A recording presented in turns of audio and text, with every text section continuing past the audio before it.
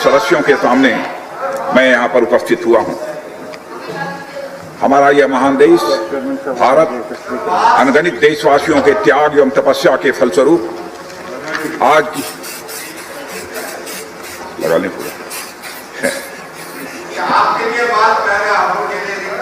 अरे भाई सबके लिए भूल गए, एक मिनट तो अपने हाथ देना है, अच्छा हो गया, इसमें क्या है।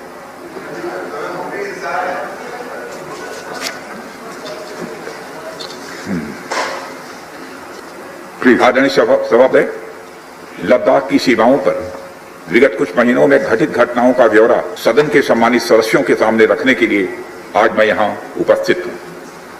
हमारा यह महान देश भारत अनगिनत देशवासियों के त्याग एवं तपस्या के फलस्वरूप आज की स्थिति तक पहुंचा है। अध्यक्ष महोदय, स्वतंत्र भारत में भारत की सेनाओं ने देश की सुरक्षा के लिए अपना सर्वोच्च न्यौछावर करने में कभी भी कोताही नहीं बरती है।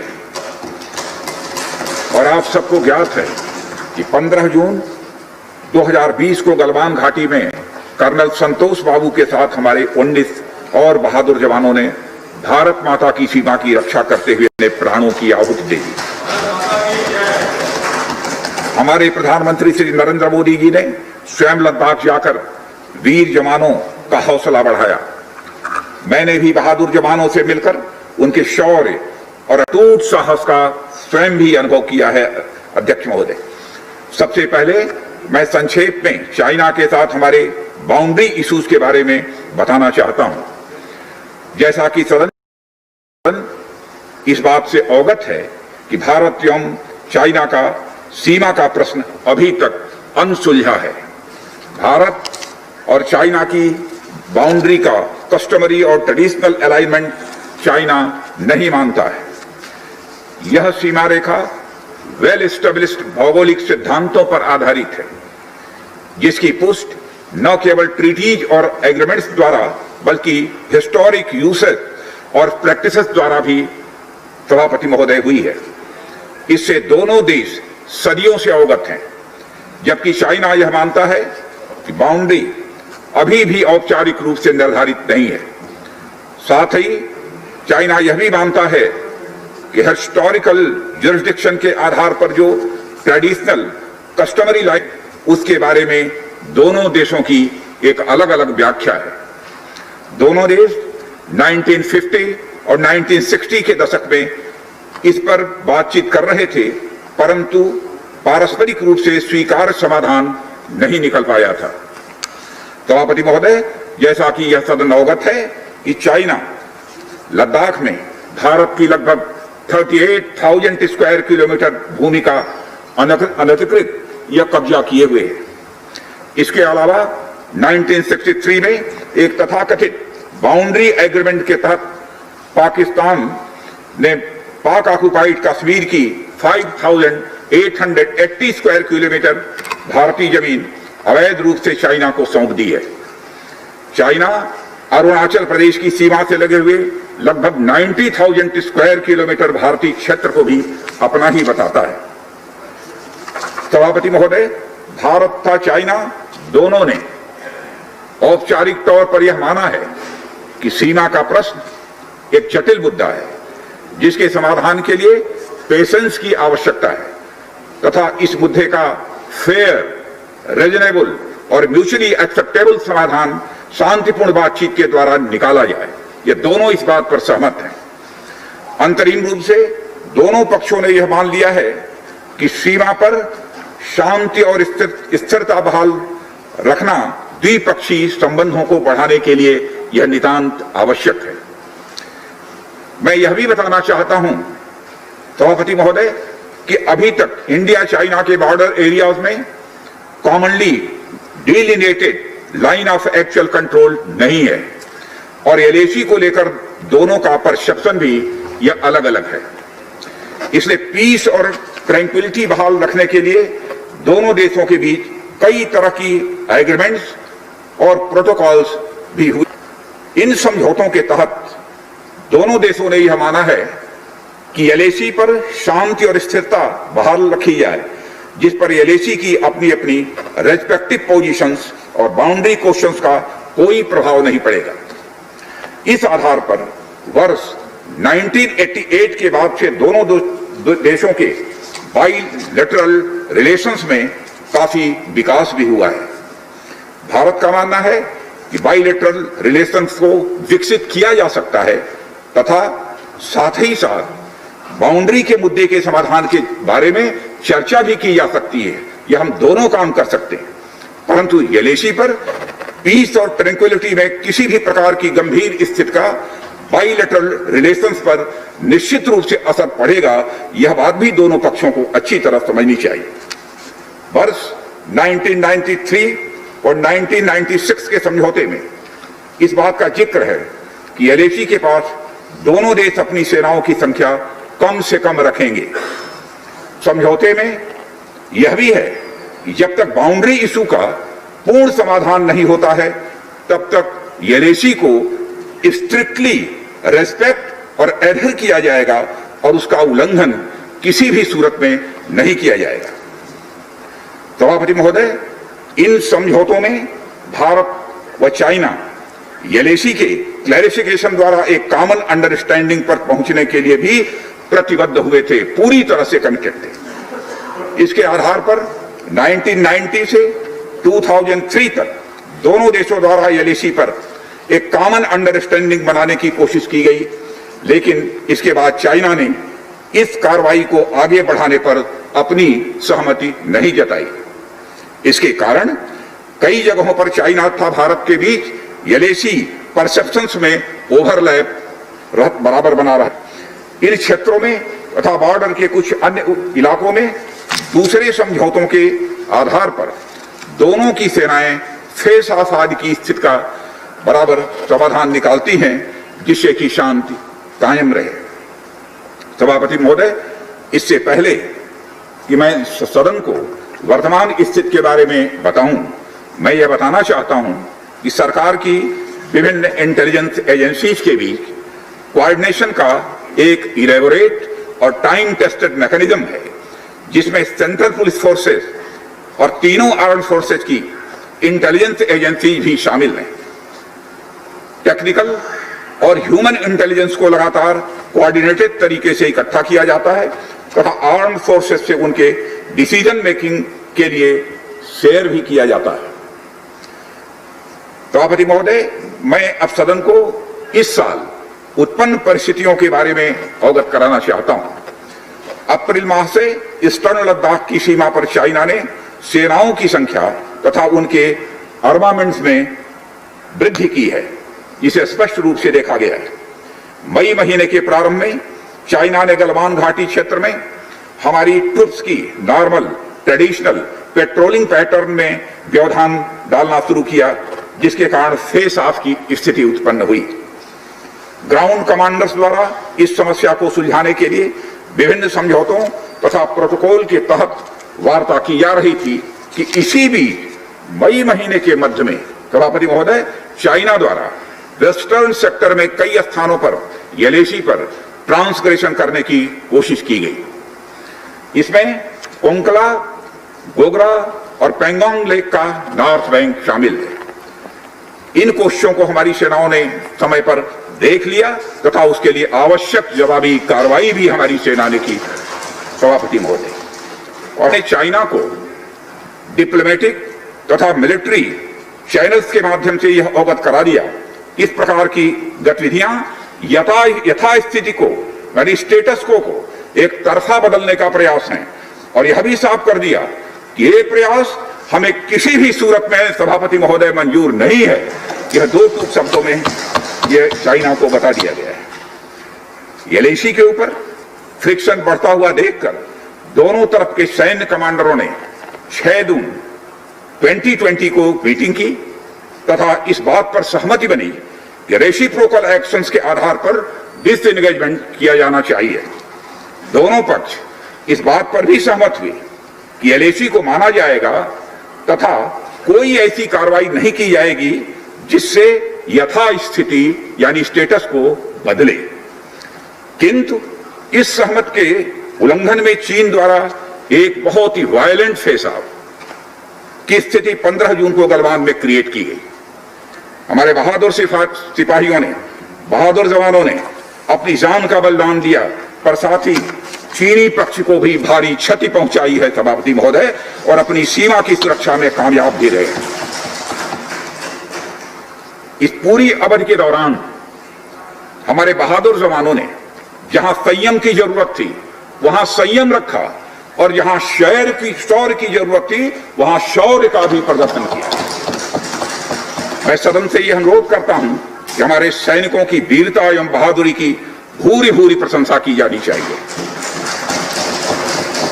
हमारे बहादुर जवान अत्यंत मुश्किल परिस्थितियों में अपने अथक प्रयास से समस्त देशवासियों को सुरक्षित रखने के अपने दायित्व का निर्वहन कर रहे हैं। सभापति महोदय, एक ओर किसी को भी हमारी सीमा की सुरक्षा के प्रति हमारे दृढ़ निश्चय या डिटर्मिनेशन होना चाहिए, वहीं भारत यह भी मानता है कि पड़ोसियों के साथ शांतिपूर्ण संबंधों के लिए आपसी सम्मान और संवेदनशीलता भी यह रखना आवश्यक है।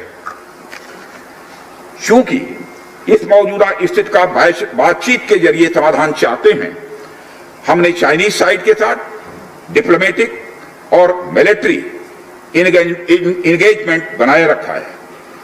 इन डिस्कशंस में 3 की प्रिंसिपल्स हमारी अप्रोच को सभापति महोदय तय करते हैं। पहला, दोनों पक्ष को एलएसी का सम्मान और कड़ाई से पालन करना चाहिए।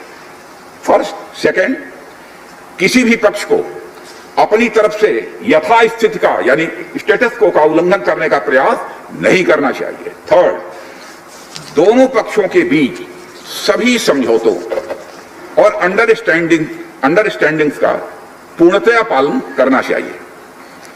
चाइनीज साइड की यह पोजीशन है कि स्थिति को एक जिम्मेदार ढंग से हैंडल किया जाना चाहिए और द्विपक्षीय समझौतों एवं प्रोटोकॉल के अनुसार शांति एवं स्थिरता सुनिश्चित किया जाना चाहिए। लेकिन सभापति महोदय, इसके बावजूद चीन की गतिविधियों से यह पूरी तरह से स्पष्ट है, उसकी कथनी और उसकी करनी में अंतर है। और इसका प्रमाण है कि जब डिस्कशन चल ही रहे थे, चीन की तरफ से 29 और 30 अगस्त की रात को प्रोवोकेटिव माने उकसाने वाली, भड़काने वाली सैनिक कार्रवाई की गई, तो चीन की तरफ से की गई, भारत की तरफ से नहीं की गई। जो पेंगोंग लेक के साउथ बैंक एरिया में स्टेटस को बदलने का एक चीन के द्वारा प्रयास किया गया, लेकिन एक बार फिर हमारी आर्म फोर्सेस के द्वारा सभापति महोदय टाइमली व फर्म एक्शंस के कारण उनके प्रयास किसी भी सूरत में सफल नहीं हो पाए। सभापति महोदय, जैसा कि उपर्युक्त घटनाक्रम से स्पष्ट है, चीन की कार्रवाई से हमारे विभिन्न द्विपक्षीय समझौतों के प्रति उसका डिसरिगार्ड दिखता है। चीन द्वारा ट्रुप्स की भारी मात्रा में तैनाती किया जाना 1993 और 1996 के समझौतों का उल्लंघन है। एलएसी का सम्मान करना और उसका कड़ाई से पालन किया जाना सीमा क्षेत्रों में शांति और सद्भाव का यह आधार है, और इसे 1993 और 1996 के समझौतों में स्पष्ट रूप से स्वीकार भी किया गया है, जबकि हमारी आर्म्ड फोर्सेस इसका पूरी तरह से पालन करती हैं। सभापति महोदय, चाइनीज साइड की ओर से ऐसा नहीं हुआ है। उनकी कार्रवाई के कारण एलएसी के आसपास समय समय पर फेस ऑफ और फ्रिक्शंस पैदा हुए हैं। जैसा कि मैंने पहले भी उल्लेख किया, इन समझौतों में फेस ऑफ की स्थिति से निपटने के लिए विस्तृत प्रोसीजर्स और नॉर्म्स भी निर्धारित हैं। तथापि इस वर्ष हाल की घटनाओं में चाइनीज फोर्सेस का वायलेंट कंडक्ट सभी म्यूचुअली एग्रीड नॉर्म्स का यह पूर्णतया उल्लंघन है। सभापति महोदय, अभी की स्थिति के अनुसार चाइनीज साइड ने एलएसी और अपने अंदरूनी क्षेत्रों में बड़ी संख्या में सैनिक टुकड़ियां और गोला बारूद मोबिलाइज किया हुआ है। पूर्वी लद्दाख और गोगरा, कोंकला और पेंगोंग लेक का नॉर्थ और साउथ बैंक्स पर कई फ्रिक्शन एरियाज हैं। चीन की कार्रवाई के जवाब में हमारी आर्म फोर्सेस ने भी इन क्षेत्रों में उपयुक्त काउंटर डिप्लॉयमेंट्स किए हैं ताकि भारत की सीमा पूरी तरह से सुरक्षित रहे। अध्यक्ष महोदय, सदन को आश्वस्त रहना चाहिए, सभापति महोदय, सदन को आश्वस्त रहना चाहिए कि हमारी आर्म्ड फोर्सेस इस चुनौती का सफलता से सामना करेंगी और इसके लिए उन्हें सचमुच उन पर हमें गर्व है। अभी जो स्थिति बनी हुई है उसमें संवेदनशील ऑपरेशनल मुद्दे शामिल हैं, सेंसिटिव ऑपरेशनल इश्यूज यह शामिल है। इसलिए मैं इस बारे में ज्यादा ब्यौरे का खुलासा नहीं करना चाहूंगा और मैं आश्वस्त हूं यह सदन इस संवेदनशीलता को समझेगा। सभापति महोदय, कोविड-19 के चुनौती भरे समय में हमारी आर्म्ड फोर्सेज और आईटीबीपी का तेजी से डिप्लॉयमेंट हुआ है। उनके प्रयासों को एप्रिशिएट किए जाने की जरूरत है और यह इसलिए भी संभव हुआ है क्योंकि सरकार ने पिछले कुछ वर्षों में बॉर्डर इंफ्रास्ट्रक्चर के विकास को काफी अहमियत दी है। सदन को जानकारी है कि पिछले कई दशकों में चीन ने बड़े पैमाने पर इंफ्रास्ट्रक्चर एक्टिविटी सीमा पर प्रारंभ की है, जिनसे बॉर्डर एरियाज में उनके डिप्लॉयमेंट की क्षमता भी बढ़ी है।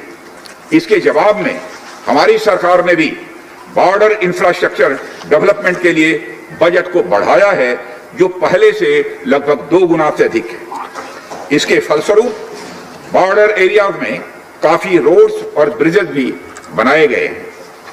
इससे न केवल लोकल पॉपुलेशन को जरूरी कनेक्टिविटी ही मिली है, बल्कि हमारी आर्म्ड फोर्सेस को बेहतर लॉजिस्टिकल सपोर्ट भी मिला है। इसके कारण वे बॉर्डर एरियाज में अधिक अलर्ट रह सकते हैं और जरूरत पड़ने पर बेहतर जवाबी कार्रवाई भी कर सकते हैं। और आने वाले समय में भी सरकार इस उद्देश्य के प्रति पूरी तरह से प्रतिबद्ध रहेगी। देश हित में हमें कितना ही बड़ा और कितना ही कड़ा कदम उठाना पड़े, सभापति महोदय, हम पीछे नहीं हटेंगे।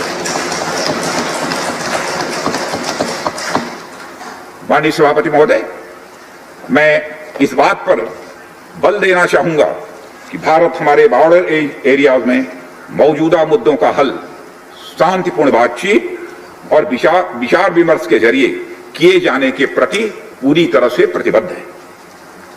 इस उद्देश्य से मैं अपने चाइनीज काउंटर पार्ट से 4 सितंबर को मॉस्को में मिला और उनसे हमारी मौजूदा स्थिति के बारे में व्यापक चर्चा भी हुई है।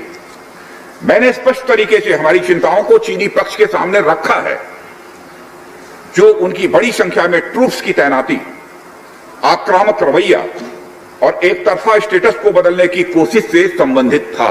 इन सब सारे मुद्दों को अपने काउंटर पार्ट के सामने हमने रखा है और मैंने 2 टूक शब्दों में यह स्पष्ट किया कि हम इस मुद्दे को शांतिपूर्ण ढंग से हल करना चाहते हैं और हम चाहते हैं कि चीनी पक्ष हमारे साथ मिलकर काम करे। वहीं हमने यह भी स्पष्ट कर दिया कि हम भारत की एकता, संप्रभुता और अखंडता की रक्षा के लिए पूरी तरह से प्रतिबद्ध हैं। यह भी हमने पूरी तरह से स्पष्ट कर दिया। इसके बाद मेरे सहयोगी विदेश मंत्री श्री जयशंकर जी भी 10 सितंबर को मॉस्को में चाइनीज विदेश मंत्री से मिले। दोनों एक एग्रीमेंट पर पहुंचे, सभापति महोदय, कि यदि चाइनीज साइड द्वारा सिंसियरली और फेथफुली एग्रीमेंट को इंप्लीमेंट किया जाता है तो कंप्लीट डिसएंगेजमेंट प्राप्त किया जा सकता है और बॉर्डर एरियाज में शांति भी स्थापित की जा सकती है।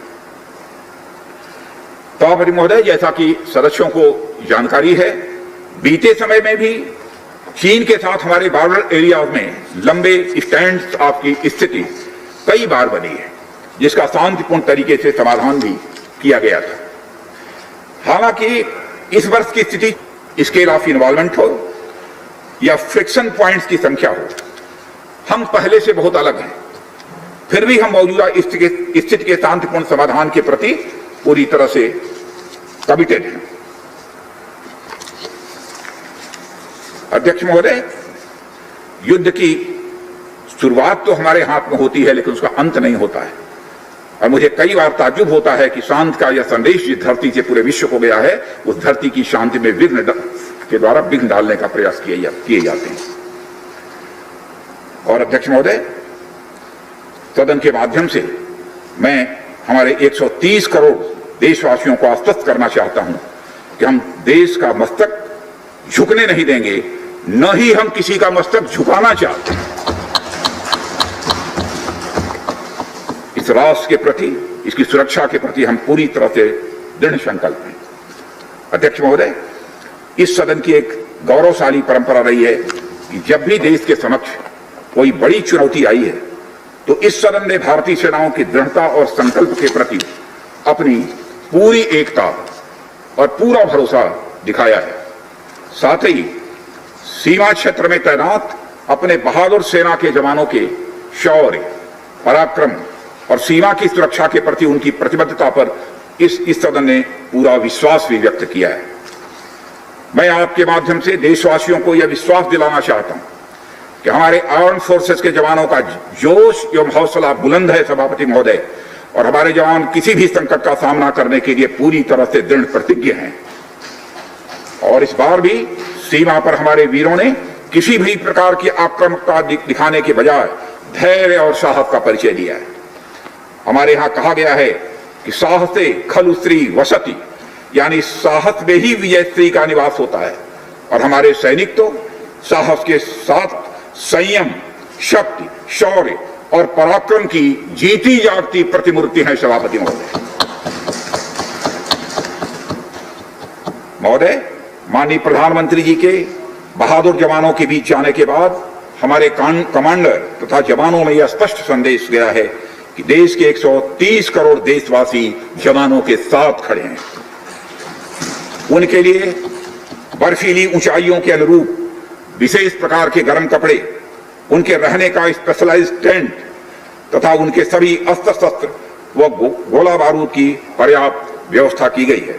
महोदय, हमारे जवानों का हौसला बुलंद है। दुर्गम ऊंचाइयों पर जहां ऑक्सीजन की बराबर कमी बनी रहती है तथा तापमान भी शून्य से नीचे होता है, उनके उत्साह में कोई कमी देखने को नहीं मिलती है और वे सियाचिन, कारगिल आदि जैसी ऊंचाइयों पर अपना कर्तव्य इतने वर्षों से लगातार निभाते चले आ रहे हैं। सभापति महोदय, यह सच है कि हम लद्दाख में एक चुनौती के दौर से गुजर रहे हैं, लेकिन साथ ही मुझे पूरा भरोसा है कि हमारा देश और हमारे वीर जवान इस चुनौती पर खरे उतरेंगे। मैं इस सदन से अनुरोध करता हूं कि हम एक ध्वनि से अपनी सेनाओं की बहादुरी और उनके अदम्य साहस के प्रति सम्मान प्रदर्शित करें और इस सदन से दिया गया एकता व पूर्ण विश्वास का संदेश पूरे देश और पूरे विश्व में गूंजेगा और हमारे जवान जो कि चीनी सेनाओं से आंख मिलाकर अडिग खड़े हैं, उनमें एक नए मनोबल, ऊर्जा व उत्साह का सभापति महोदय संचार होगा। इन्हीं शब्दों के साथ मैं अपना वक्तव्य समाप्त करता हूं। बहुत बहुत धन्यवाद।